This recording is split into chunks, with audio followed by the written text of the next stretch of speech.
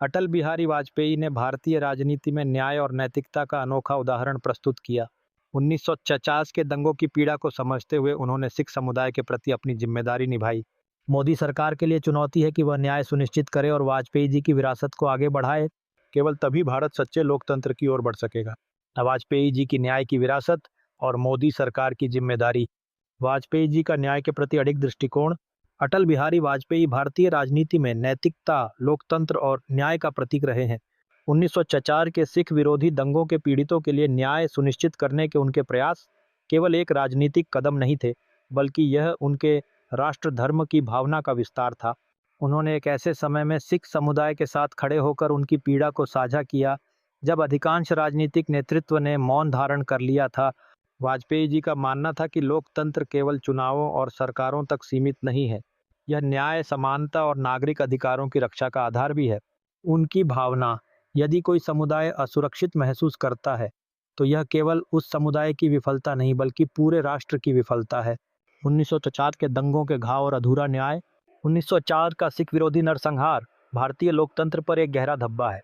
Congress party पर फांसीवादी रवैया अपनाने और इस भयावह हिंसा को प्रायोजित करने का आरोप लगा। हजारों निर्दोष सिख मारे गए, लेकिन वर्षों तक इस अपराध के दोषी खुलेआम घूमते रहे। वाजपेयी जी ने इन घटनाओं के खिलाफ आवाज उठाई और न्याय प्रक्रिया को पुनर्जीवित किया। हालांकि उनके कार्यकाल में इस दिशा में महत्वपूर्ण प्रगति हुई, लेकिन न्याय का यह सफर पूरा नहीं हो सका। मोदी सरकार, अटल जी की विरासत को आगे बढ़ाने की चुनौती। नरेंद्र मोदी सरकार ने सत्ता में आने के बाद 1984 के दंगों के पीड़ितों के लिए न्याय सुनिश्चित करने के प्रयास किए। विशेष जांच दल (SIT) 2015 में गठित इस टीम ने वर्षों से लंबित मामलों को सुलझाने की पहल की। कुछ दोषियों को सजा दिलाई गई, जो एक बड़ा कदम था। सिख समुदाय का पुनर्वास। मोदी सरकार ने सिख समुदाय के कल्याण के लिए योजनाएं शुरू की, जिससे उनका विश्वास सरकार में बढ़ा। हालांकि आज भी सिख समुदाय न्याय की पूर्णता की प्रतीक्षा में है। मोदी सरकार के पास अवसर है कि वे वाजपेयी जी द्वारा शुरू किए गए इस कार्य को अंजाम तक पहुंचाएं और इतिहास के इस काले अध्याय को न्याय और सुलह के साथ बंद करें। जवाब ये और वाजपेयी जी के राष्ट्रधर्म की प्रासंगिकता। अटल बिहारी वाजपेयी ने राष्ट्रधर्म को राजनीति और शासन का आदर्श बनाया। उनके लिए राष्ट्रधर्म का अर्थ था कि सत्ता किसी जाति, धर्म या समुदाय के आधार पर नहीं, बल्कि पूरे राष्ट्र के कल्याण के लिए उपयोग होनी चाहिए। उनका जीवन इस बात का प्रमाण है कि सत्ता केवल सेवा का माध्यम हो सकती है और न्याय ही किसी लोकतंत्र की असली ताकत है।